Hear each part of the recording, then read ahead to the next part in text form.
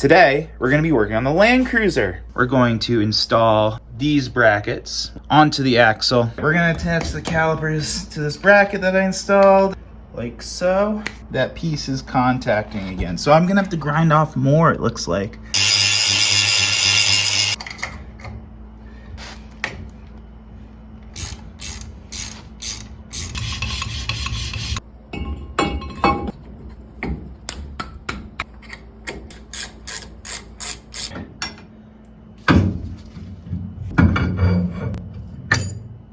I just put that in there.